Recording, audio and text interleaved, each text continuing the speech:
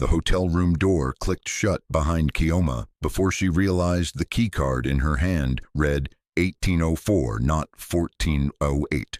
Her heart stopped. This wasn't her room. The massive suite stretched before her, floor-to-ceiling windows overlooking Lagos' nighttime sprawl, and worst of all, a shirtless man standing by the window with his back to her, a phone pressed to his ear, speaking rapid Korean that sounded like silk wrapped around steel. He turned slowly, and Chioma's breath caught. His face was all sharp angles and porcelain skin that seemed to glow in the dim light, dark eyes that assessed her with the precision of someone who calculated threats and opportunities in the same glance. A dragon tattoo coiled up his left side, disappearing beneath the waistband of his black slacks. When his gaze traveled from her box braids to her worn Converse sneakers and back to her frozen expression, something dangerous flickered across his features. He said something sharp in Korean into the phone and ended the call. The silence that followed was suffocating. "Wrong room," Chioma stammered, her Igbo accent thickening with panic. She grabbed for the door handle behind her, but her sweaty palm slipped. "I'm so sorry. I didn't mean to. The keycard just worked. I thought this was 1408. Please, I'll just go." "Stop." One word, delivered in perfect English with a slight accent that made it sound like a command from someone used to being obeyed. He set his phone down with deliberate care and moved toward her with the fluid grace of a predator. "You used a keycard that shouldn't have opened this door. You're on the wrong floor, and you've now seen my face." He stopped 3 feet away, close enough that she could see the thin scar cutting through his left eyebrow. "So before you leave, you're going to tell me who sent you and why." "Nobody sent me."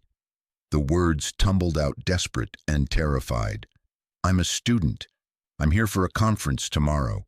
The woman at reception gave me this keycard. I was tired from the bus journey. I wasn't paying attention to the floor number."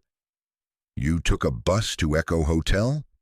His head tilted slightly, studying her like she was a puzzle with missing pieces. "Students who take buses don't stay at Echo Hotel." "I saved for 8 months." Chioma's voice cracked. "I work 3 jobs. This conference could change my life. I'm not whoever you think I am. I'm just a chemical engineering student from University of Ibadan who made a stupid mistake. Please, I'll leave right now. I won't tell anyone I saw you." "Too late for that." He moved past her to the door, and she heard the heavy click of a lock engaging. Her stomach dropped. "If you leave now and hotel security sees you exiting the presidential suite, they'll have questions. If those questions reach the wrong people, we both have problems." He walked to the bar and poured amber liquid into 2 crystal glasses. "Sit down." "I'm not sitting down in a strange man's locked hotel room." His laugh was low and completely humorless. "You're not exactly in a position to negotiate. You're an unauthorized person in a secure area. I could call security right now and have you arrested for trespassing, or you could sit on that couch for 10 minutes while I verify your story, and then walk out of here with your conference attendance intact." He held out one of the glasses. "Your choice, but choose quickly. My patience has limits." Before we go any further, if you haven't hit that subscribe button yet, do it right now because this story is about to get intense. Drop a comment telling me if you think Chioma should run or stay, and smash that like button. Trust me, you need to see what happens next because this man is not who Chioma thinks he is. And she just walked into something that's going to change her entire life. Chioma's legs moved before her brain caught up, carrying her to the leather couch farthest from him. She perched on the edge, ready to bolt, her heart hammering so hard she thought he could probably hear it. He didn't drink from either glass. Instead, he pulled out his phone and made a call, speaking in Korean again, but slower this time, more controlled. She caught one word repeated 3 times that sounded like "wagin hada," and the way his eyes never left her face while he said it made her skin prickle. He ended the call and sat in the chair across from her, finally putting some distance between them. "What's your name?" "Chioma. Chioma Okafor." "Your real name?" "That is my real name. What kind of question is that?" Something flickered in his expression, surprise maybe. Most people who break into my room don't get indignant when questioned. He took a slow sip from one glass, then pushed the other across the coffee table toward her. "Drink. You look like you're about to pass out." "I don't drink. It's water. Not everyone who offers you something is trying to poison you." But the way he said it suggested he understood why she'd think that. Though given your evening, I understand the suspicion. Chioma grabbed the glass with shaking hands and drank, the cool water doing nothing to calm the terror flooding her system. "Who are you? Why is this room so heavily secured that me walking in by accident is this big of a problem?" "You ask a lot of questions for someone who claims to want to leave." "You locked the door.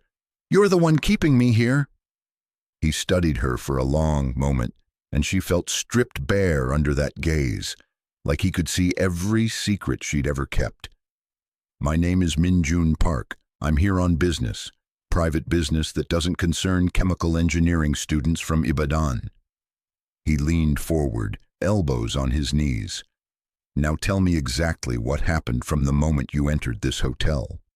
The intensity in his voice made it clear this wasn't a request. Chioma's mouth went dry. "I arrived around 7 p.m. There was a long line at reception. A woman, maybe mid-30s, very pretty. She checked me in. She seemed distracted, kept looking at her computer screen like something was wrong. She gave me the keycard, said, 'Room 1408, 4th floor.' I was exhausted. I went straight to the elevator. I must have pressed 18 instead of 14. What did this woman look like? Specifically?" Light-skinned, Korean maybe, long black hair in a bun, red lipstick. She had a small mole right here." Chioma touched the left side of her chin. "She was wearing a name tag, but I don't remember the name. Why does it matter?" Min Jun's expression darkened. He made another call, speaking rapid Korean that sounded angry now, clipped and sharp. When he hung up, he stood and walked to the window, his back to her, the dragon tattoo seeming to move in the city lights, reflecting off the glass. "That woman doesn't work for this hotel," he said quietly. "She was planted at reception specifically to give you that key card, which means someone knew you'd be here. Someone knew your reservation, and someone wanted you in this room." The world tilted. "That's impossible. Nobody knows I'm here except my roommate and my mother. I only registered for the conference 2 weeks ago." 2 weeks is plenty of time." He turned back to face her, and the look in his eyes made her stomach clench. "You're a chemical engineering student. What's your specialization?" "Pharmaceutical synthesis. Why? And you work 3 jobs. Where?" "A restaurant near campus. I tutor secondary school students, and I help my mother with her catering business on weekends." "I don't understand what any of this has to do with me walking into the wrong room." Min Jun moved back to the chair and sat, his gaze never leaving hers. 3 months ago, someone stole research data from a pharmaceutical lab in Seoul. Synthesis protocols for a very specific compound, very valuable, very illegal. The thieves have been trying to move the formula through West Africa, using students as mules because students travel for conferences and nobody suspects them. He paused. "Did anyone approach you before this trip? Offer to pay for your hotel? Give you anything to carry?" "No. Nobody offered me anything. I told you, I saved for months." "Then someone thinks you have access to something they want. Or someone wants me to think you have access." His jaw tightened. "Either way, you're now involved in something that could get you killed." The words hit her like ice water. This is insane. I'm nobody. I'm just a student trying to go to a conference, so maybe I can get an internship that pays enough to help my family. I don't have access to anything except my mother's jollof rice recipe and differential equations. If you're wondering how a simple wrong room could turn into a life or death situation, keep watching because it gets worse. Hit that subscribe button, drop a comment with your theories, and like this video because Chioma's about to find out just how deep this goes. Trust me, nothing is what it seems. Your mother makes jollof rice? For the first time, something almost human crossed his face. Nigerian or Ghanaian style. The question was so absurd given the circumstances that Chioma almost laughed. Almost. Nigerian, obviously, with the right amount of pepper and tomatoes that have been roasted first, not boiled. Why are you asking me about jollof rice when you just said someone might kill me? Because people who are sent to infiltrate don't talk about their mother's cooking with that much passion. He stood and moved to a sleek laptop on the desk, his fingers flying over the keys. I'm going to verify your story. If you're telling the truth, we have a bigger problem. If you're lying, you're very good at it. I'm not lying. Chioma shot to her feet. I'm a student, look. She yanked her backpack around and started pulling things out. Her conference badge, her worn textbook on organic chemistry, a container of her mother's chin-chin she'd brought for the journey, her student ID, her bus ticket stub. Does this look like someone involved in international pharmaceutical theft? Min Jun picked up the container of chin-chin, opened it, and took one. He chewed slowly, his expression unreadable. Coconut and nutmeg, good ratio. He took another one. Your mother taught you to make these? My grandmother taught my mother taught me. It's how we make extra money for school fees. Chioma's voice broke. Please, I don't know what's happening. I don't know anything about stolen research or Korean pharmaceutical labs. I just wanted to attend one conference. Just one. Is that so impossible to believe? He was quiet for a long moment, studying her with those intense dark eyes. Then he made a decision she could see crystallize in his expression. I believe you, which means you're in more danger than you realize. He moved to the door and unlocked it, but didn't open it. Here's what's going to happen. Someone from my team is going to escort you to your actual room, sweep it for surveillance devices, and stay outside your door tonight. Tomorrow you'll attend your conference like nothing happened. But you don't leave that conference room. You don't talk to strangers. You don't accept anything from anyone. And if you see that woman from reception, you call this number immediately. He handed her a business card with just a phone number, no name. Chioma stared at the card. Who are you, really? And don't tell me you're just here on business. People on business trips don't have security teams and presidential suites with locks that require verification calls. Min Jun's smile was cold and sharp as broken glass. Let's just say I'm someone who solves problems that governments can't. And right now, you're a problem I need to solve before someone else does. He opened the door.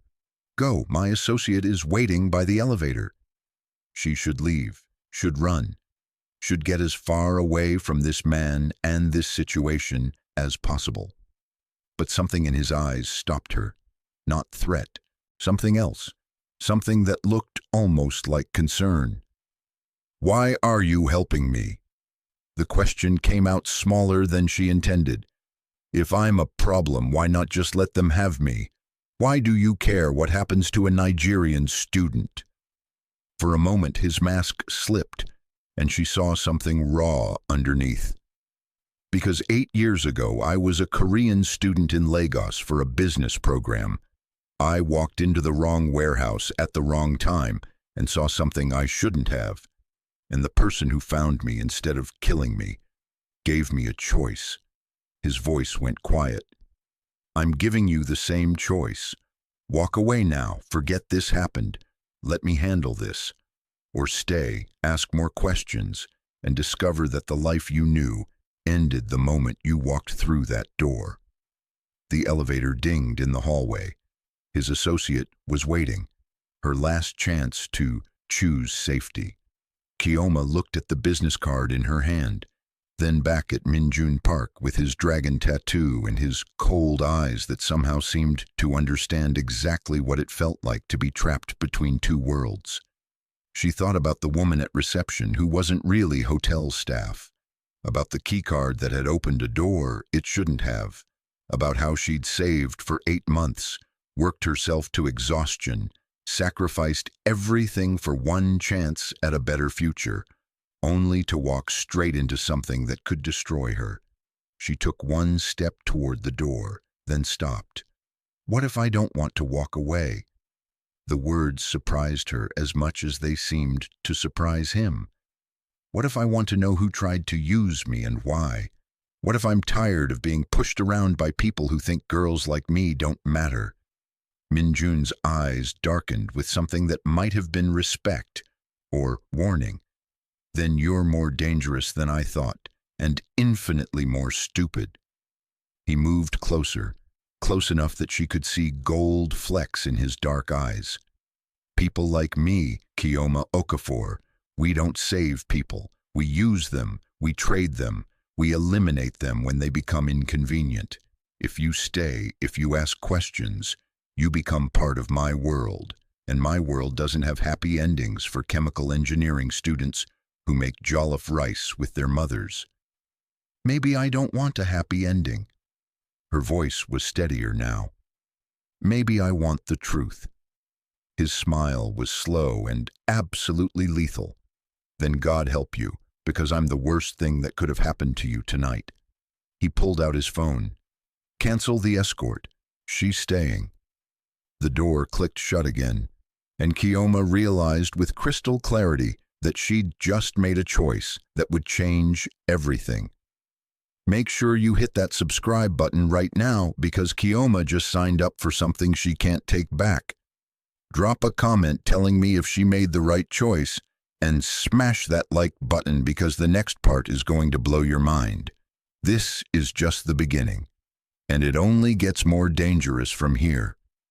Min Jun crossed the suite and poured himself another drink, the silence stretching between them like a living thing.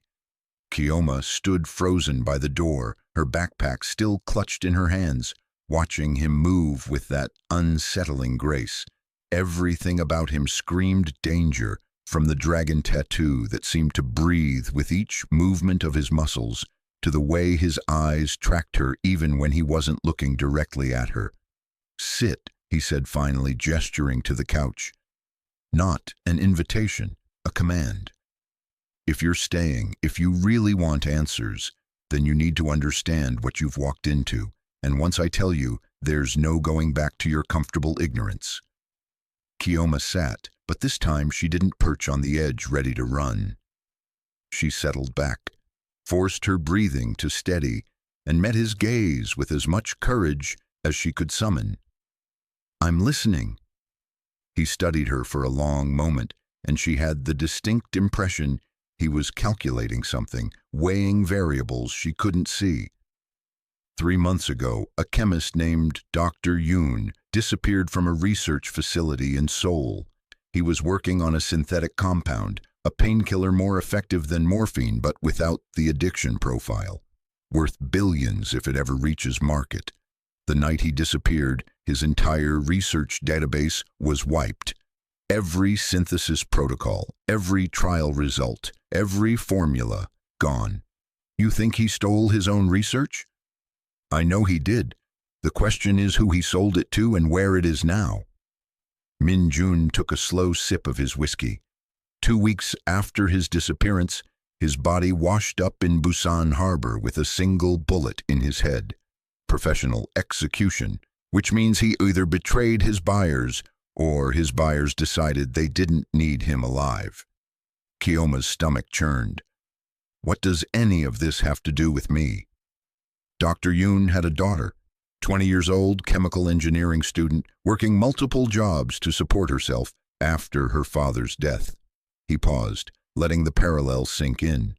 She disappeared 3 days ago in Lagos. Last confirmed location, Echo Hotel. Last person she contacted, a conference organizer for the African Women in STEM conference.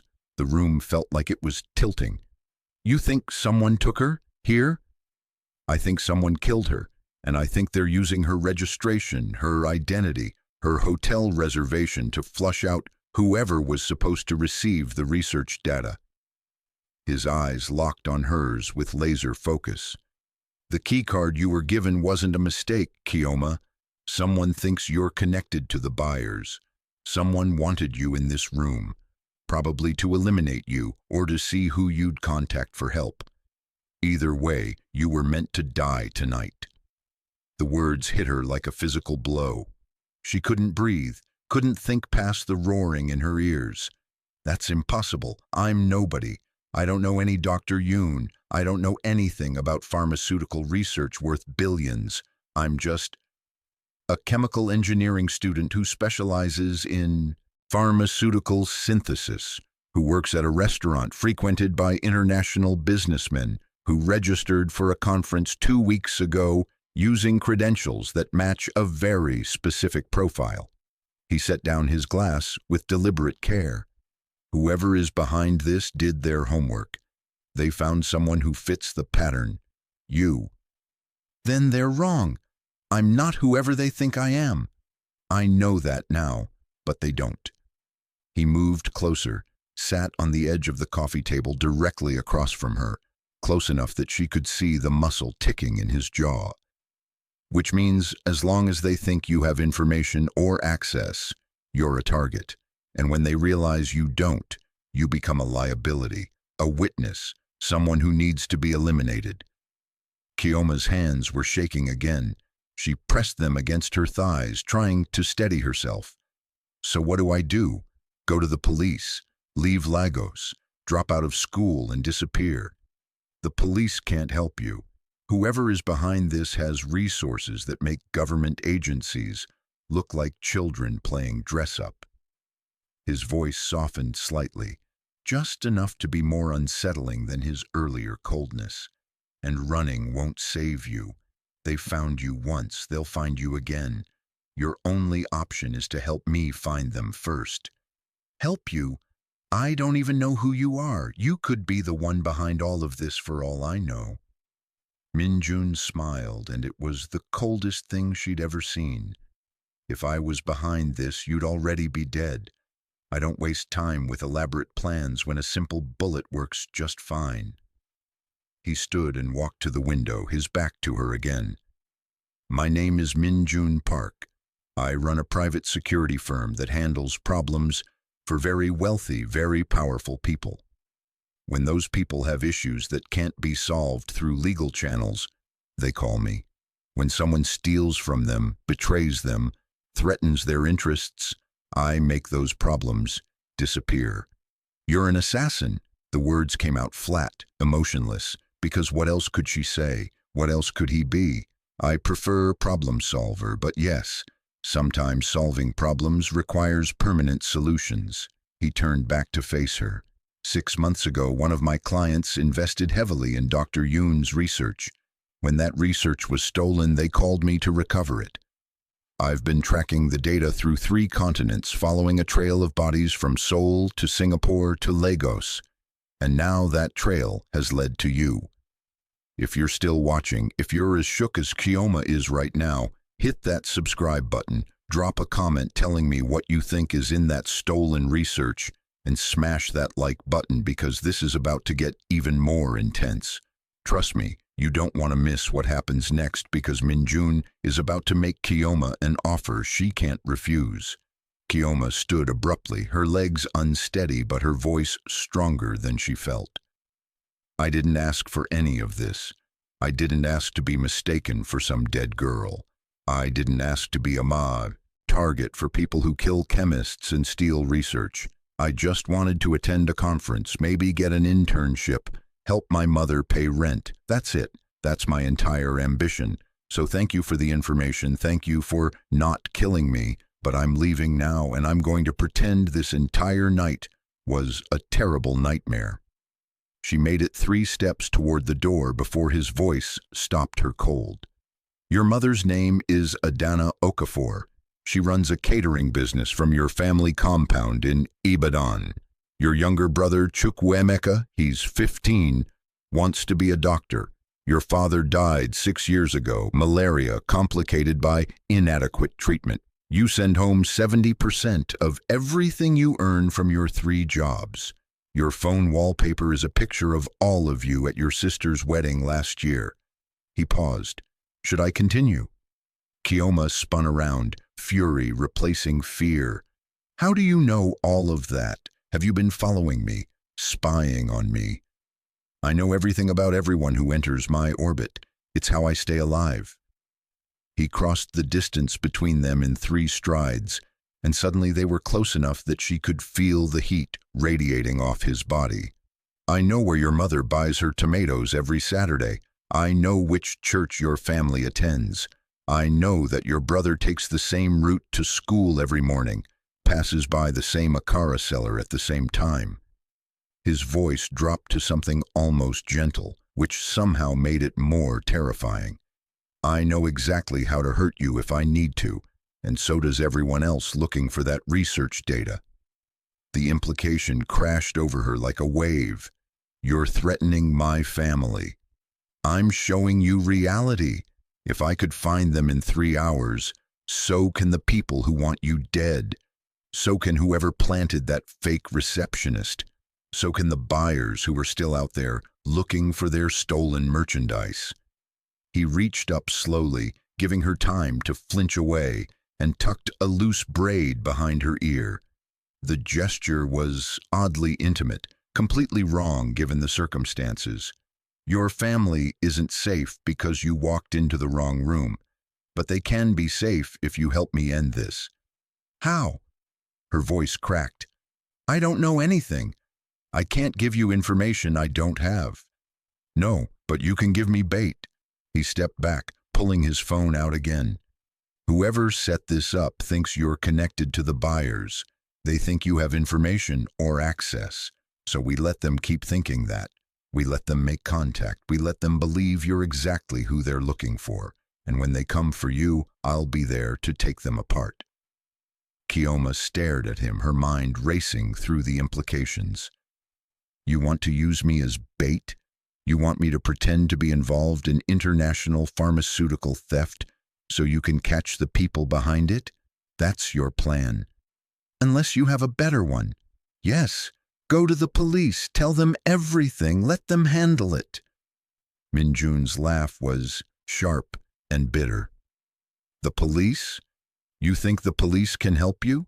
Chioma, the people behind this own police commissioners.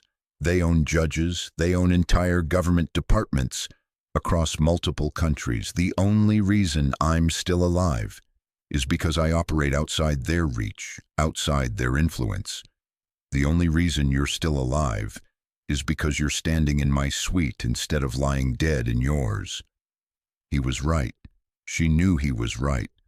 But accepting that meant accepting that her entire understanding of how the world worked was a comfortable lie. It meant accepting that there were forces at play that made her dreams of internships and helping her mother pay rent seem almost childishly naive. What happens if I say no? She needed to know what her options were, even if she suspected she didn't really have any. What happens if I refuse to help you? Then I put you on a plane tomorrow morning, send you back to Ibadan with enough money to pay for your entire education, and hope that whoever is behind this decides you're not worth pursuing. His expression was unreadable. But we both know they won't stop. They'll watch you, wait for you to make contact with the buyers. And when they realize you really don't know anything, they'll eliminate you to tie up loose ends. Maybe in a car accident, maybe a robbery gone wrong. Maybe you just disappear one day walking home from the market. He paused. And maybe they'll decide your family knows something too. You bastard! The words came out venomous. You're not giving me a choice at all. You're just trying to make me think I have one. No, I'm showing you that all choices have consequences. Some are just more permanent than others. He moved back to the bar, poured another drink. Help me, and I can protect your family. I can put surveillance on your compound, security measures they'll never know exist. I can make sure that whatever happens, your mother and brother and sister are safe. Refuse, and you're all on your own against people who have unlimited resources and no conscience. Chioma wanted to scream, wanted to throw something at his perfectly calm face, wanted to wake up from this nightmare back in her cramped dorm room studying for midterms. Instead, she forced herself to think through the rage and terror, to calculate like the engineer she was training to be. If I help you, if I play bait, what's my survival rate? The question seemed to surprise him. His eyebrows rose slightly. Honestly, 40%. Maybe 50 if you follow my instructions exactly and don't try to be heroic. And if I refuse? 10%. Maybe less. The math was brutal but clear. Those aren't good odds either way. No, but 40% is better than 10. He studied her over the rim of his glass. Most people would lie to you, tell you it's safe, tell you nothing will go wrong, tell you whatever you need to hear to get compliance. I won't insult your intelligence. This is dangerous. You could die. But you could also survive. And if you survive, I'll make sure you never have to worry about money again. I'll make sure your mother's catering business has more contracts than she can handle. I'll make sure your brother gets into the best medical school in Nigeria with a full scholarship. I'll make sure your sister's children have trust funds that will put them through university. You're trying to buy me. I'm trying to compensate you for the risk I'm asking you to take. There's a difference. He set down his glass. I don't expect you to trust me. I don't expect you to like me. I expect you to be smart enough to recognize that this is your best option in a situation where all your options are terrible. Make sure you're subscribed because Chioma is about to make a decision that will change everything. Drop a comment with what you would do in her situation and hit that like button. The next part is going to be wild, and you don't want to miss a single second of what happens when Chioma finally gives Min Jun her answer. The suite was silent except for the distant hum of Lagos traffic far below. Chioma walked to the window, stared out at the city lights, at all the people down there living normal lives with normal problems. Yesterday she'd been one of them. Tomorrow, if she said yes, she'd be something else entirely. Tell me about the woman at reception, she said quietly, still facing the window. The one who gave me the keycard. If she's not really hotel staff, who is she? I don't know yet, but I will. She heard him move closer, felt his presence behind her. My team is pulling security footage now, running facial recognition. By morning, I'll know her name, her employer, her bank account details, and what she had for breakfast. Information is my currency, Chioma. I trade in it. I weaponize it. And right now, you're sitting on information you don't even know you have. What do you mean? You saw her face. You heard her voice. You noticed details. His reflection appeared in the window beside hers, and she could see his eyes studying her profile. That mole on her chin, the way she kept looking at her computer screen, the fact that she seemed distracted. Those are details a trained operative would have controlled, which means she's not a professional. She's someone local, probably hired for a one-time job, probably doesn't even know what she's really part of. So we find her, we find whoever hired her. Now you're thinking like someone who wants to survive. There was something almost like approval in his voice. Yes, we find her, we apply pressure. She gives up her contact. We follow that thread until we reach someone high enough up the chain to know where the research data went. Then we recover it, return it to my client, and eliminate everyone involved in the theft. Clean, permanent, problem solved. You make it sound so simple, like it's just business. It is just business. I don't kill for pleasure or principle. I kill because I'm paid to do it and because I'm very, very good at it. He turned to face her directly, no longer just a reflection. But I also don't kill innocent people. I don't kill students who walk into wrong rooms by accident. I don't kill mothers who make jollof rice and sell chin-chin at the market. If you help me, if you play your part, you and your family will never be targets. You have my word. And what's the word of an assassin worth? His smile was sharp. Everything. Because unlike politicians and police commissioners and corporate executives, I can't afford to lie. I operate on reputation. If word gets out that I betray my promises, I'm dead within a week. My word is the only currency I have in a world where everyone else is lying. He extended his hand. So I'm giving you my word now. Help me, and I'll protect you and everyone you love. Betray me, and you'll wish I'd killed you in this room tonight. Do we have a deal? Chioma stared at his outstretched hand. Smooth skin, long fingers, nails trimmed with precise care. The hand of someone who'd killed people. The hand of someone offering her a chance at survival. The hand of someone who'd already invaded every part of her life without her permission. She thought about her mother, who worked 16-hour days catering weddings and birthday parties to pay Chioma's school fees. She thought about Chukwuemeka, who studied by candlelight when the power went out because he was determined to be a doctor. She thought about her sister with her new baby, struggling to make ends meet. She thought about all the sacrifices they'd made for her to be here, in this hotel, at this conference, chasing a future that might actually be possible. And she thought about the woman at reception with the mole on her chin, who'd looked distracted, who'd probably been paid a few thousand naira to hand over a keycard, who had no idea she'd just set up a student to be killed. Chioma took his hand. His grip was firm, warm, exactly as threatening as she'd expected. "I'll help you," she said, her voice steady despite the terror coursing through her veins. "But I have conditions." Min Jun's eyebrows rose. "You're not really in a position to negotiate. Neither are you. You need me to play bait, which means you need me cooperative, not resentful, and looking for ways to sabotage you."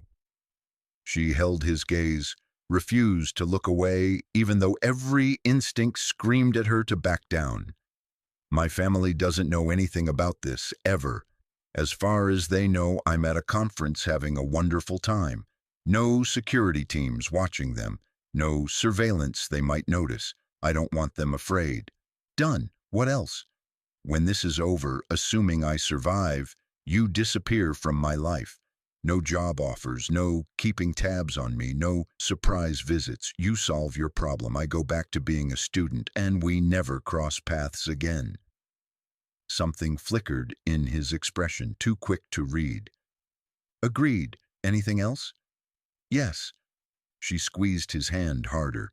"You teach me how to protect myself. If I'm going to be bait, if I'm going to be in danger, I want to know how to fight back. I want to know what you know. I want to be able to survive if everything goes wrong and you're not there to save me." Min Jun's smile was slow and genuinely impressed. "Most people beg me to keep them safe. You're asking me to make you dangerous. I'm asking you to give me a chance. The rest is up to me."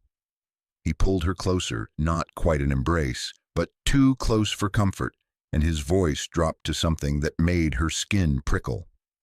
"You're either the smartest person I've met in a long time or the most foolish. I genuinely can't tell which." His eyes searched hers. "But I'll teach you, starting tomorrow. After your conference ends, you come back to this suite, and I'll show you how to spot a tail, how to identify threats, how to disappear in a crowd. I'll show you everything I know about staying alive when everyone wants you dead." "Why? Why would you waste time teaching me when you could just lock me in a safe room until this is over?" "Because you're right. If something goes wrong, If I'm not there, I need you able to think, able to act, able to survive long enough for extraction." He released her hand but didn't step back. "And because something about you reminds me of who I used to be, before I became this." The vulnerability in his voice was unexpected, unsettling. For just a moment she didn't see an assassin or a problem solver or a man with a dragon tattoo who spoke of killing like it was accounting. She saw someone who'd once been young, once been desperate, once been trapped between impossible choices. "What happened to you?" The question escaped before she could stop it. "You said you were a student in Lagos once. What changed?" Min Jun's expression shuddered immediately, the wall slamming back down. "That's a story for another time. Right now you need to sleep. Tomorrow you attend your conference, you network, you pretend everything is normal. My team will be watching. If anyone approaches you, anyone at all, you engage with them. Get names, contact information, anything that helps us identify who's behind this. Can you do that?" Chioma nodded, though her entire body was trembling with exhaustion and adrenaline crash. "Where do I sleep?"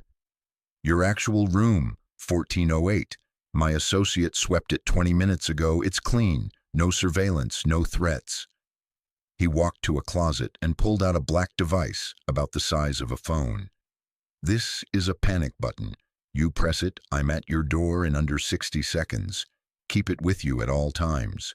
Sleep with it under your pillow. If anything feels wrong, anything at all, you press that button and you hide until I arrive. Understood?" She took the device, felt the weight of it in her palm. Such a small thing to stand between her and death. "Understood." "Good." He walked her to the door, unlocked it with a key card that looked nothing like hers. "Chioma." She turned back to face him. "What you did tonight, walking into the wrong room, it was an accident. But what you're choosing to do now, that's brave. Stupid, but brave. Don't make me regret believing you're smart enough to survive this. Don't make me regret trusting you to keep your word." His laugh was low and genuine this time. "Fair enough. Now go, get some sleep. Tomorrow your new life begins." Hit that subscribe button right now if you want to see Chioma's first day as bait. Drop a comment telling me what you think is going to happen at the conference, and smash that like button because the next part is going to change everything. Someone is watching Chioma, someone dangerous, and they're about to make their move. Chioma didn't sleep. She lay in room 1408, the actual room she was supposed to have found hours ago, staring at the ceiling with the panic button clutched in her hand like a talisman. Every sound in the hallway made her flinch. Every distant siren made her wonder if someone had found her. The conference badge sat on the nightstand, mocking her with its cheerful colors and bold text about empowering women in science. 24 hours ago, that badge had represented everything she'd worked for. Now it felt like a target painted on her chest. At 6 in the morning, she gave up on sleep and showered, letting scalding water pound against her skin like it could wash away the memory of Min Jun's cold smile and colder promises. She dressed carefully in her best outfit, a navy blue dress her mother had sewn specifically for this conference, and braided her hair into a crown that took 40 minutes but made her look professional, confident, like someone who belonged here, like someone who hadn't agreed to play bait for a Korean assassin hunting stolen pharmaceutical research. The conference hall was already buzzing with activity when she arrived at 8. Women in elegant business attire clustered around registration tables, their laughter bright and easy. Chioma scanned the crowd automatically, looking for threats the way Min Jun had told her, to look for anyone paying too much attention, anyone whose eyes lingered too long, anyone who seemed out of place. She saw only excited students and established professionals networking over coffee and pastries that probably cost more than her monthly food budget. First time? A warm voice beside her made Chioma jump. A woman in her 30s with kind eyes and a Lagos State University badge smiled at her. The crowd can be overwhelming. I'm Dr. Amaka Nwosu, Organic Chemistry. You look like you could use a friendly face. Chioma's mind raced. Was this genuine kindness or a contact probing for information? Dr. Nwosu's badge looked legitimate. Her handshake was firm but not aggressive. Her smile reached her eyes. Nothing about her screamed threat, but Min Jun's warning echoed in her mind. Anyone at all. Chioma Okafor, University of Ibadan, Chemical Engineering. She forced warmth into her voice. And yes, first time. I'm a bit nervous. Don't be. This conference is wonderful for making connections. What's your specialization? Pharmaceutical synthesis. The words felt dangerous now, loaded with implications Chioma had never considered before yesterday. Specifically, I'm interested in analgesic compounds and pain management applications. Something flickered in Dr. Nwosu's expression, too quick to identify. Interest? Recognition? That's fascinating. We're always looking for bright students in that field. Are you familiar with the recent developments in synthetic opioid alternatives? There's been some groundbreaking research coming out of Asia. Chioma's heart rate spiked. Was this it? Was this the contact? I've read some papers. The work is impressive, but the regulatory challenges seem significant. True, though the right partnerships can navigate those challenges. Dr. Nwosu pulled out a business card, elegant cream cardstock with gold lettering. I'm with a research consortium that works with international labs. We're always scouting for talented students who might be interested in collaborative opportunities. Perhaps we could talk more after the keynote?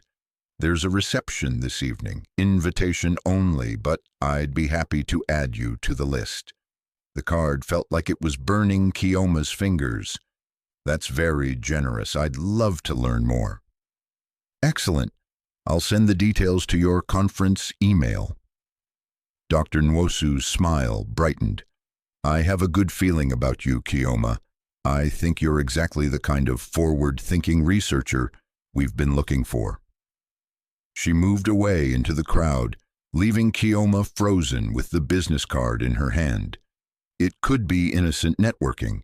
It could also be exactly what Min Jun had predicted, a contact making themselves known, testing her interest, setting up a private meeting where she could be eliminated or interrogated or both.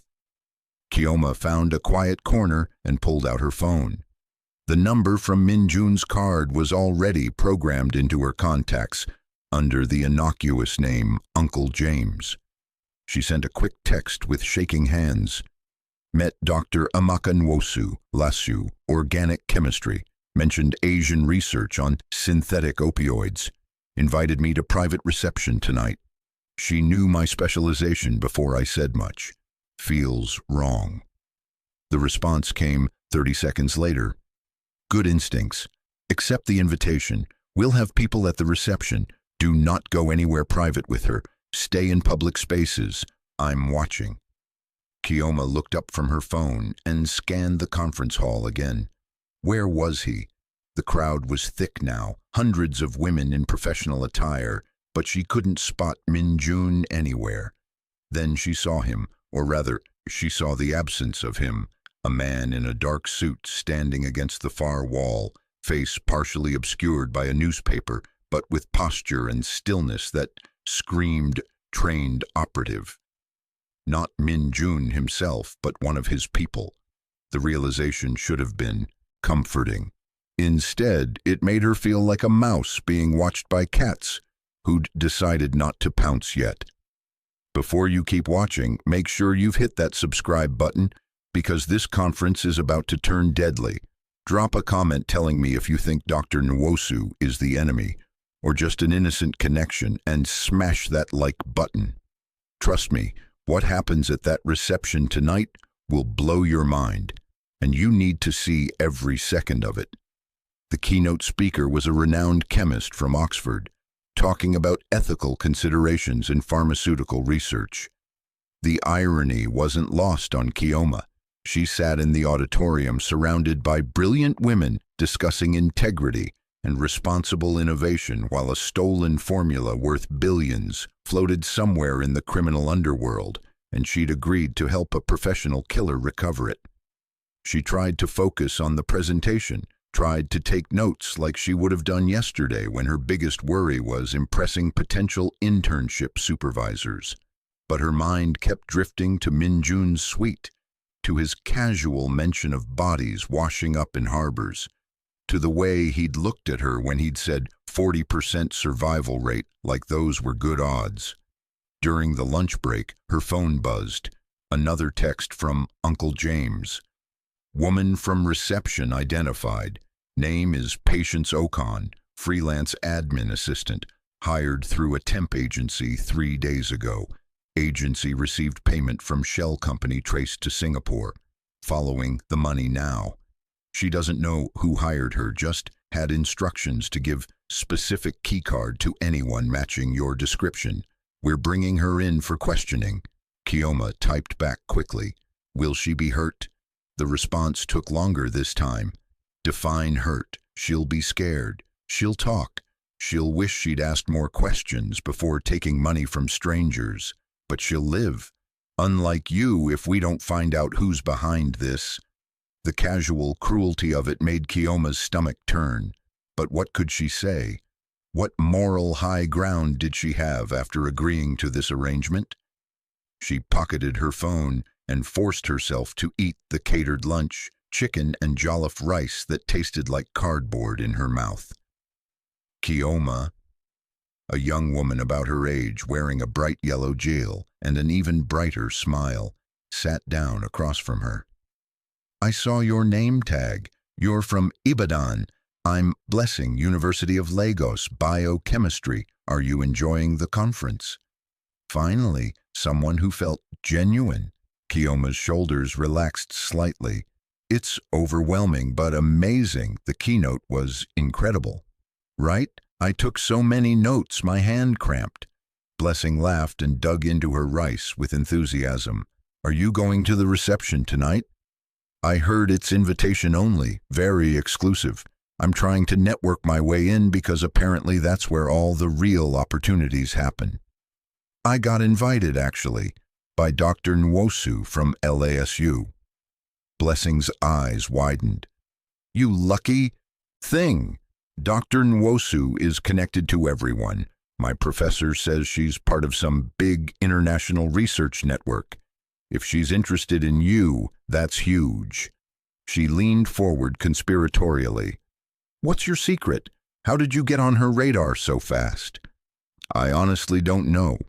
We just talked for a few minutes about pharmaceutical synthesis and she gave me her card. Chioma studied Blessing's open, friendly face. Have you met her before? What do you know about her research consortium? Not much, just that they have funding from major pharmaceutical companies and they recruit students for internships and collaborative projects. Very competitive. Blessing's expression turned wistful. I'd kill for an opportunity like that. International experience looks amazing on a CV. The word kill hung in the air, and Chioma had to suppress a hysterical laugh. If only Blessing knew how literal that might be. Maybe I can introduce you tonight if I see her. The more connections we all make, the better, right? That would be amazing, thank you. Blessing squeezed her hand warmly, and Chioma felt a pang of guilt for the deception. This girl was genuine, kind, exactly the type of friend Chioma would have made in her old life. The life that ended when she walked into room 1804 instead of 1408. The afternoon sessions dragged.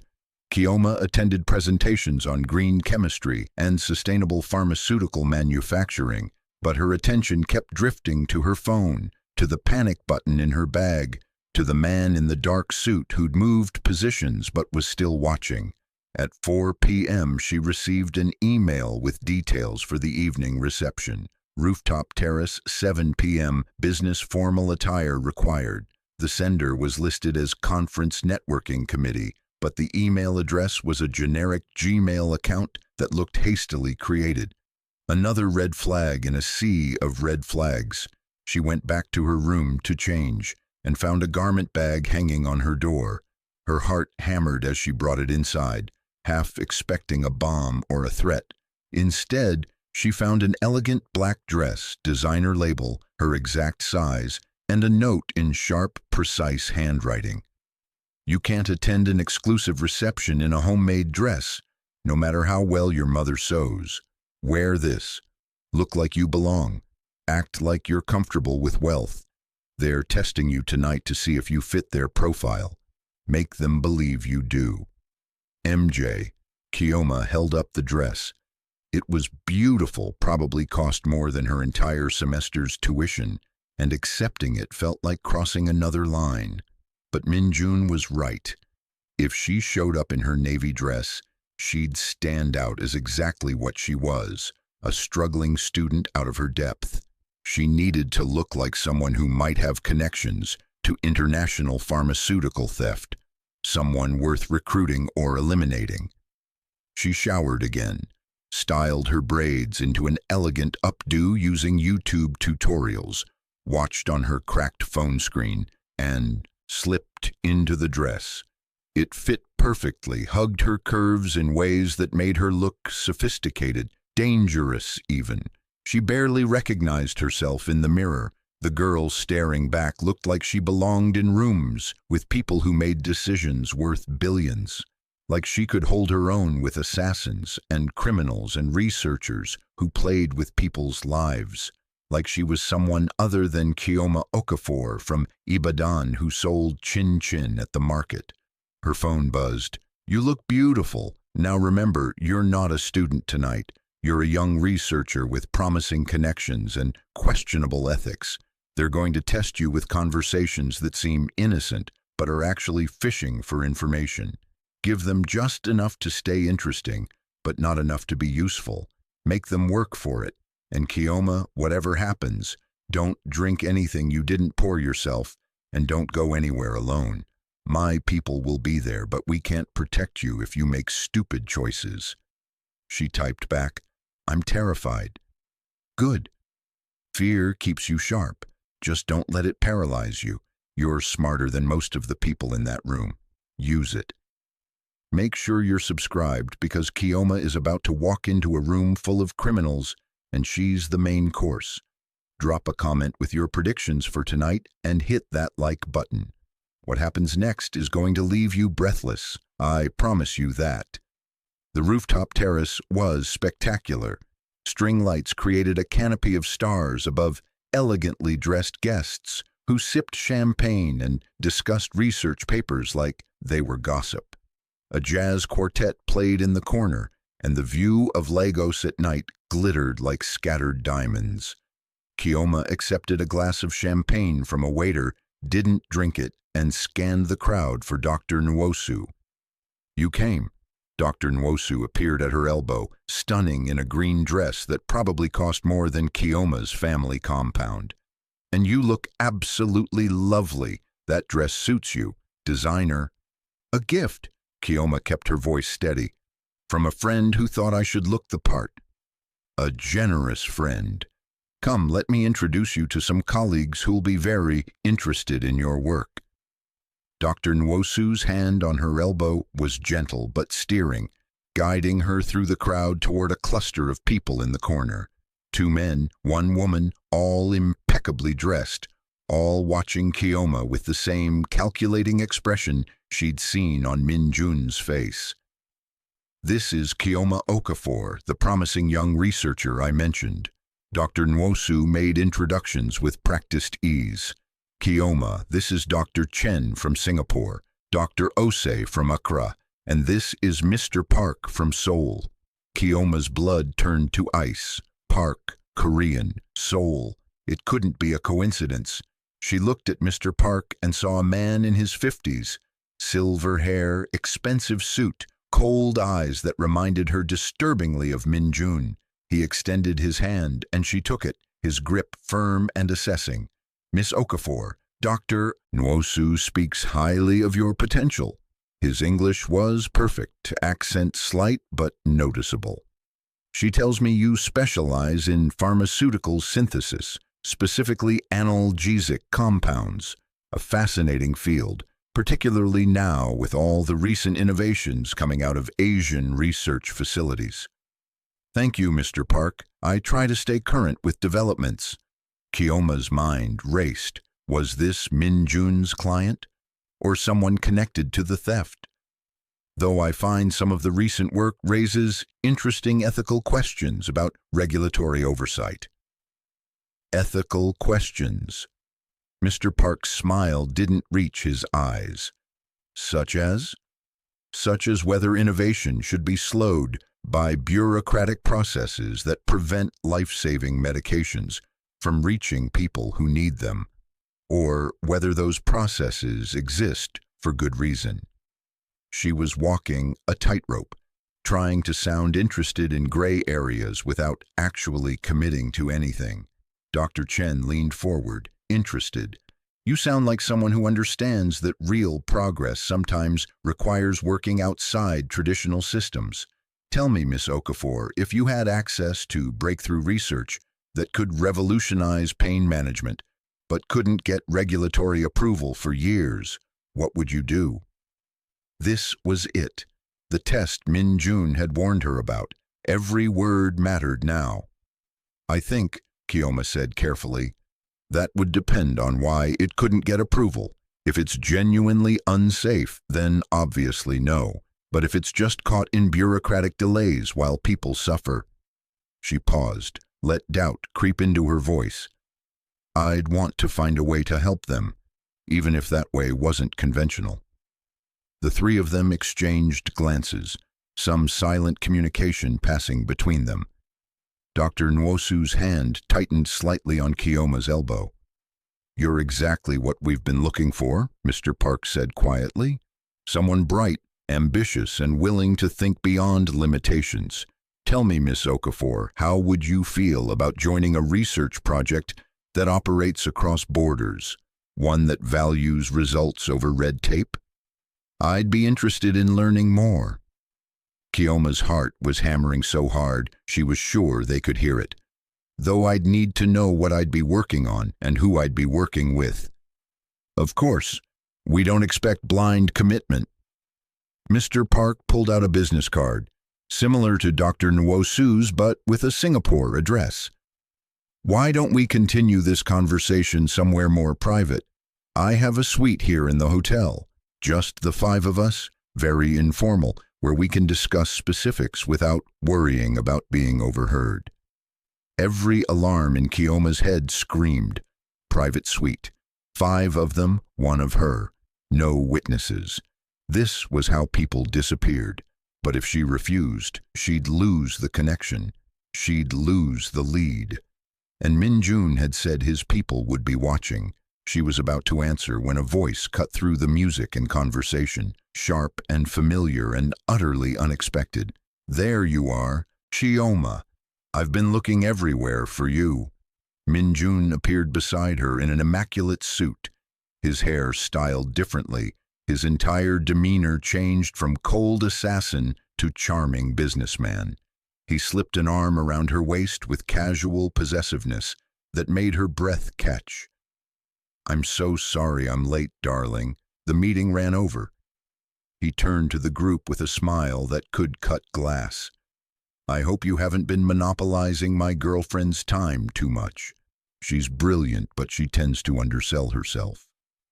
The shift in the group's dynamic was immediate. Mr. Park's expression hardened. Dr. Nwosu looked between them with confusion and suspicion. Dr. Chen stepped back slightly, re-evaluating. "Your girlfriend?" Mr. Park's voice was carefully neutral. "I wasn't aware Miss Okafor was in a relationship. She didn't mention a partner." "We keep it private, professional boundaries and all that." Min Jun's smile never wavered, but his grip on Chiyoma's waist tightened imperceptibly. A silent message. "Play along." I'm Min Jun Park. No relation, I assume? He nodded at Mr. Park, investment analyst with Samsung Biologics. I'm actually the one who encouraged Chioma to attend this conference. So many valuable connections to be made. Hit subscribe right now because you will not believe what happens next. Comment if you think Min Jun just saved Chioma or made everything worse, and smash that like button. This confrontation is about to explode and you need to see every second of it. Do not look away. Part 4. The tension on the rooftop terrace was thick enough to cut. Mr. Park studied Min Jun with the focused intensity of a predator recognizing another predator in its territory. Dr. Nwosu's friendly mask had slipped, revealing something harder, more calculating underneath.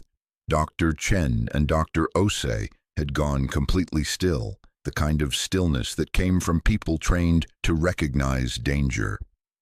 Samsung Biologics. Mr. Park said the words slowly, tasting them for lies. Interesting. I wasn't aware they had analysts attending academic conferences in Lagos. We go where the talent is. Min Jun's smile remained easy, but Chioma could feel the coiled tension in his body pressed against hers. And when my girlfriend mentioned she'd be networking with some of the continent's brightest researchers, I thought it would be foolish not to make some connections of my own. You understand, I'm sure. Business is business. Indeed it is. Mr. Park's eyes flicked to Chioma, and she saw the calculation happening behind them. Reassessing. Re-evaluating, trying to determine if she was an opportunity or a trap. Miss Okafor, you didn't mention you had connections to Samsung Biologics. That's quite impressive for a student. Chioma forced herself to lean into Min Jun slightly, selling the relationship. I don't like to use Min Jun's connections to open doors. I prefer to earn opportunities on my own merit. The words came out more confidently than she felt. Though I'll admit it's helpful having someone who understands the pharmaceutical industry to discuss my research with. I'm sure it is. Dr. Nwosu's voice had lost all its earlier warmth. What exactly is your role at Samsung Biologics, Mr. Park? Investment analysis is quite broad. Due diligence mostly, evaluating potential acquisitions, partnerships, research collaborations. Min Jun's hand moved in small circles on Chioma's waist, a gesture that looked affectionate but felt like Morse code. Stay calm. Follow my lead. We're particularly interested in pain management innovations right now. The market is about to explode with the right product. I assume that's what brought you all together tonight? Discussing the future of analgesic research? The question hung in the air like a blade. Dr. Chen broke first, his laugh just slightly too forced.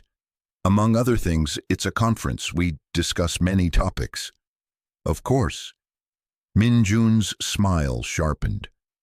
Though I couldn't help noticing you invited Chioma to continue your discussion somewhere more private. I hope you don't mind if I join. I'm always interested in hearing about cutting-edge research, especially when it involves my girlfriend. That won't be necessary. Mr. Park's voice had gone flat. All pretense of friendliness evaporated. I think we've taken enough of Miss Okafor's time this evening. It was lovely to meet you both. Enjoy the rest of your conference. He turned and walked away without another word. Dr. Chen and Dr. Osei followed immediately. Dr. Nwosu lingered for just a moment, her eyes boring into Chioma's with something that looked like warning or maybe threat. You should choose your connections more carefully, she said softly. Not everyone in the pharmaceutical industry has your best interests at heart. Some people make promises they have no intention of keeping. Her gaze flicked to Min Jun. And some people are more dangerous than they appear. Then she was gone, melting into the crowd of conference attendees who had no idea they'd just witnessed something far more sinister than networking. Min Jun kept his arm around Chioma for another 30 seconds, maintaining the performance. Then he leaned down, his lips close to her ear, his voice barely a whisper. Smile. Laugh like I just said something charming. Then we're going to walk to the elevator like a couple leaving a boring party. Don't look back. Don't run. Just walk.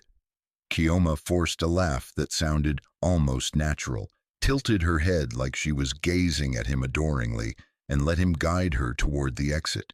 Her legs felt like water. Her hands were shaking so badly she had to clench them into fists. Every step felt like it took an hour. Every person they passed felt like a potential threat. The elevator doors closed behind them, and Min Jun immediately hit the button for the 18th floor, not the 14th where her room was. His entire demeanor shifted, the charming boyfriend mask evaporating to reveal the cold operative underneath. That was closer than I like. His voice was tight with controlled fury. Mr. Park, no relation my ass. That's Park Jae-sung, one of the biggest pharmaceutical smugglers in Southeast Asia. If you'd gone to that suite, you wouldn't have walked out alive. You knew he'd be here? Chioma's voice came out strangled. You knew, and you still sent me to that reception. I suspected someone high level would make contact. I didn't know it would be Park himself. The elevator dinged at the 18th floor, and Min Jun pulled her out, his hand like iron around her wrist. That changes everything. If Park is here personally, if he's recruiting at a student conference, he's desperate, which means he doesn't have the research data yet, which means he thinks you know where it is. They reached his suite, and he practically dragged her inside, locking the door behind them with 3 separate mechanisms. Only then did he release her, running his hands through his hair in frustration. They were going to kill me. Chioma heard her own voice from very far away, thin and shaky. That's what would have happened in that suite. They would have questioned me, realized I don't know anything, and killed me. Yes. Min Jun poured himself a drink, downed it in one swallow, poured another. But they didn't. You played it perfectly, smart enough to be interesting, naive enough to be believable, and my interruption gave you an out while maintaining your cover. He turned to face her. But now they know you're connected to me, which makes you more valuable and more dangerous to them. I don't understand. Why does you being there change anything? Because Park Jae-sung and I have history. 3 years ago, I was hired to recover stolen hepatitis C medication he'd smuggled out of a German research facility. I found him in Manila, recovered the medication, and burned his entire distribution network to the ground. Cost him $50 million and 6 months of rebuilding. Min Jun's smile was savage. He's been trying to kill me ever since, and now he thinks you're my weakness. The implications crashed over Chioma like a wave. So instead of just being bait for whoever stole the research, I'm now bait for a man who wants to hurt you. That's what you're telling me. You made me a target for your personal enemy. I saved your life tonight. If you hadn't shown up, they might have just tried to recruit me.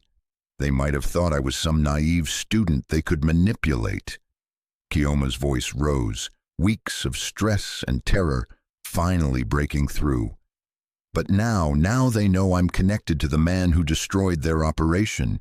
Now they're going to come after me not just for information, but for revenge. You're right. The admission stopped her mid-breath. Min Jun set down his glass carefully. I made a tactical error. I should have sent one of my people to extract you instead of going myself. I let emotion override strategy. Emotion? What emotion? You don't even know me. I know you're 19 years old, working 3 jobs, trying to help your family while getting an education in a field that could change lives. I know you walked into the wrong room, and instead of falling apart, you negotiated terms with an assassin. I know you're terrified right now, but you're still standing here yelling at me instead of curling up in a corner crying. His voice dropped. I know you remind me of someone I used to be, and I let that cloud my judgment. Before you keep watching, make sure you've subscribed, because what happens in the next few minutes will change everything between Chioma and Min Jun. Drop a comment telling me if you think she should trust him or run, and hit that like button, because the truth about why Min Jun really helped her is about to come out, and it's darker than you think. Chioma sank onto the couch, her legs finally giving out. What happens now? How do we fix this? We don't fix it, we use it. Min Jun sat across from her, and for the first time since she'd met him, he looked almost uncertain. Park thinks you're important to me. That makes you valuable. He won't kill you, not yet. He'll try to take you, use you as leverage, force me into a position where I have to choose between completing my contract and saving you. And what would you choose? The question hung between them. Min Jun met her eyes, and something raw flickered in his expression before the mask slammed back down. I'd complete the contract, I always do. That's how this world works. You're a bastard. Yes, but I'm an honest bastard. He leaned forward. However, I won't let it come to that. We're going to set a trap, use you as bait one more time, but this time we control every variable. We make Park think he has an opportunity to take you. He sends his people, we take them apart, and we make him tell us where the research data is before we end him. You make it sound so simple. It's not. It's incredibly dangerous. You could die. I could die. My entire team could die. He stood and moved to the window, his back to her again, that dragon tattoo visible through his thin dress shirt. But it's the only move we have left. Park is here in this hotel, which means he's confident. Confident people make mistakes. We just need to create the right opportunity. Chioma thought about her mother, probably asleep right now in Ibadan, dreaming about her daughter's successful conference, about Chukwuemeka studying for his exams, about her sister nursing her baby. They had no idea that Chioma's life had become a chess game played by killers. When? Her voice was steady now, resignation settling over her like a heavy blanket. When do we spring this trap? Tomorrow night, last night of the conference. There's a closing gala. Park will expect you there. We'll make sure he knows you'll be there, and we'll make sure he thinks I won't be. Min Jun turned back to face her. But I need you to do something first. Something you're not going to like. What could possibly be worse than what I've already agreed to? You need to call your mother. Tell her you're having a wonderful time. Tell her you've made amazing connections. Tell her you love her. His expression was unreadable, because if this goes wrong, if Park gets to you before we get to him, that might be the last conversation you ever have. The words hit her like a physical blow.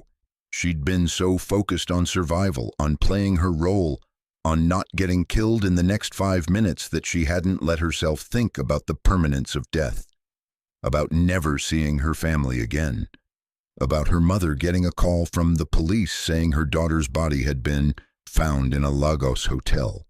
I can't. The words came out broken. If I call her, she'll hear it in my voice. She'll know something's wrong. My mother always knows. Then text her. Send her pictures from the conference. Make her believe you're living your dream. Min Jun's voice softened slightly. Give her that much, Chioma. If the worst happens, let her last memory of you be happy. Chioma pulled out her phone with shaking hands and opened WhatsApp. Her mother's contact photo smiled back at her, taken at Easter, both of them laughing at something Chukwuemeka had said. She typed slowly, carefully crafting lies that felt like love letters. Mama, the conference is amazing. I've met so many incredible researchers and made connections that could lead to internships. Everyone is so encouraging. I even wore a beautiful dress tonight to a fancy reception. I felt like a princess. Thank you for everything you've sacrificed to get me here. I love you so much. Give Chukwu and a Daisy hugs from me. We'll call Sunday when I'm back. Your daughter, Chioma. She attached photos she'd taken at the reception before everything went wrong, smiling next to other students, holding champagne she hadn't drunk, looking every bit the successful conference attendee. Then she hit send and immediately started crying, silent tears streaming down her face. Min Jun moved to sit beside her and for once didn't say anything. He just sat there while she cried. This man who killed for money, who destroyed operations and burned networks, and spoke of death like it was paperwork. And somehow his presence was more comforting than it should have been. I want to know something. Chioma wiped her eyes, forced herself to look at him. You said you were a student in Lagos 8 years ago, that you walked into the wrong place at the wrong time. What really happened? Min Jun was quiet for so long, she thought he wouldn't answer. Then he stood and walked to the bar, poured 2 glasses of something amber and handed her one. This time, she took it. I was 21, engineering student at Seoul National University, won a scholarship to spend a semester at University of Lagos, studying international business practices. He took a slow sip. I was idealistic. Thought I could learn about African markets, maybe start a business that would bridge Korean and Nigerian trade. I thought I understood how the world worked. What changed? I was at a shipping warehouse near Apapa port, doing research for a paper on logistics infrastructure. I took a wrong turn and ended up in a section I wasn't supposed to see. Men in suits, containers being loaded, money changing hands. I tried to leave quietly, but someone spotted me. His jaw tightened. They grabbed me, took me to a back office, and I met a man named Adebayo Ogun. He was one of the biggest smugglers in West Africa. Weapons, drugs, people, he moved everything. And I'd just seen him conducting a deal worth millions. What did he do? He gave me a choice. Work for him or die. Simple as that. Min Jun's laugh was bitter. I chose to live. Spent the next 6 months running errands, moving money, facilitating deals. I told myself I was doing what I had to do to survive, that I'd escape eventually, go back to Korea, forget this ever happened. But you didn't. No, because somewhere in those 6 months, I realized I was good at it, better than good. I was efficient, ruthless when I needed to be, and I didn't have the moral hesitation that got other people killed. He met her eyes. Adebayo noticed, started giving me more important jobs, taught me how to move in this world, how to read people, how to identify threats, how to eliminate problems. Chioma's voice was barely a whisper. Did you kill for him? Yes. No hesitation, no shame. My first kill was a rival smuggler who was threatening Adebayo's territory. He sent me with 2 other men to deliver a message. They expected to beat the guy, scare him. I put a bullet in his head instead. Clean, permanent, effective. He downed his drink. Adebayo was impressed, said I had potential, said he'd never seen a student become a killer so efficiently. What happened to him, to Adebayo? He got comfortable, started trusting the wrong people, made the mistake of thinking loyalty was worth more than fear. Min Jun's voice went cold. One of his lieutenants sold him out to the police. He was arrested, sent to Kirikiri Maximum Security Prison, died there 6 months later. Officially, natural causes. Actually, a hit ordered by one of the families he'd betrayed. And you? I went back to Korea, used the money I'd made to disappear into legitimate business. But I couldn't forget what I'd learned. Couldn't forget how easy it was to solve problems with violence. Couldn't go back to being an idealistic student who thought the world ran on merit and hard work. He poured another drink. So I became what I am now. Someone who operates in the spaces between legal and illegal. Someone who solves problems that have no clean solutions. Someone who survives by being more dangerous than everyone else. Chioma processed this, trying to reconcile the cold assassin with the 21-year-old student who just wanted to study business practices. Do you regret it? Choosing to live instead of die? Every single day. The admission was raw, unguarded. But I'm still alive. And in this world, that's the only metric that matters. He turned back to her. That's why I helped you tonight. Because I remember what it felt like to be that student standing in the wrong place, realizing my entire life had just changed. And I remember wishing someone had given me a third option, something other than die or become a monster. What third option are you giving me? Survive this. Let me handle the monsters. Go back to your life, your family, your dreams. Don't become what I became. His voice was fierce now. You're smart, brave, everything I used to be before I let this world corrupt me. Don't let any of this take that away from you. It's already taken. Chioma set down her glass. The moment I walked through that door, the moment I chose to help you, something changed. I can't go back to being that girl who worried about internships and conference presentations. I've seen too much, done too much, lied to too many people. Then you survive anyway. Min Jun moved closer, his hands on her shoulders, forcing her to look at him. You survive and you use what you've learned. You take that rage, that fear, that knowledge of how dark the world really is, and you become someone who changes things. You become the researcher who develops medications that actually help people. You become the person who questions systems instead of just accepting them. You survive and you make this nightmare mean something. His words broke something open in her chest, and fresh tears came. But this time they weren't despair. They were something else. Determination, fury, a crystallizing sense of purpose that felt almost like power. Teach me. The words came out strong, clear. You said you'd teach me how to stay alive. Teach me everything, not just how to spot threats and disappear in crowds. Teach me how to fight, how to think like you think, how to be dangerous enough that people like Park don't see me as prey. Min Jun searched her face, and what he found there seemed to satisfy him. If I do this, if I really teach you, you won't be the same person when we're done. You can't unlearn these things, can't go back to innocent. I'm already not innocent. I agreed to be bait. I lied to my mother. I'm standing in a hotel suite with an assassin planning to trap a pharmaceutical smuggler. That ship sailed. She stood, moved close enough that they were almost touching. So teach me, make me dangerous, and then help me survive tomorrow night so I can use everything you've taught me to make sure girls like me never end up in rooms like this again.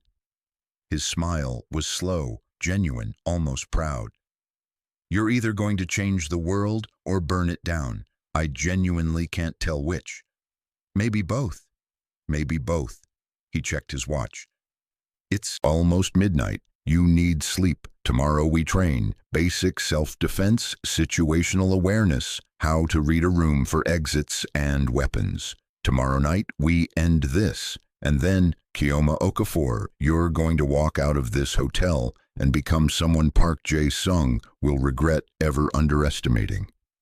Hit that subscribe button right now if you want to see Chioma transform from student to survivor. Drop a comment telling me what you think happens at that gala, and smash that like button because the finale is going to be explosive. This is the moment everything changes. This is where Chioma stops running and starts fighting back. And trust me, you do not want to miss what happens when she finally faces Park with everything Min Jun has taught her. The next part drops soon, and it's going to leave you speechless. Chioma walked to the door, the panic button clutched in her hand, Min Jun's words echoing in her mind. She was almost to the hallway when she turned back. Min Jun? He looked up from his laptop where he was already planning tomorrow's training. That third option you're giving me, survive and stay myself, is that what you wish someone had given you? His expression shuddered, but not before she saw the answer. Yes, but I was weak. You're stronger. Don't waste it.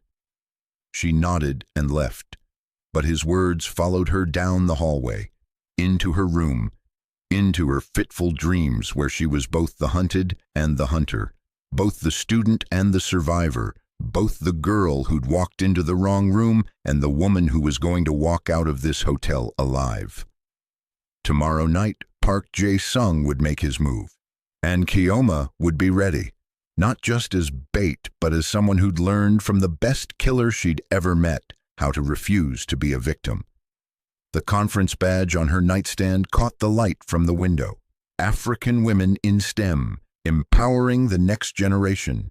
Chioma picked it up and looked at her own smiling photo from when she'd registered weeks ago, full of hope and dreams and innocence.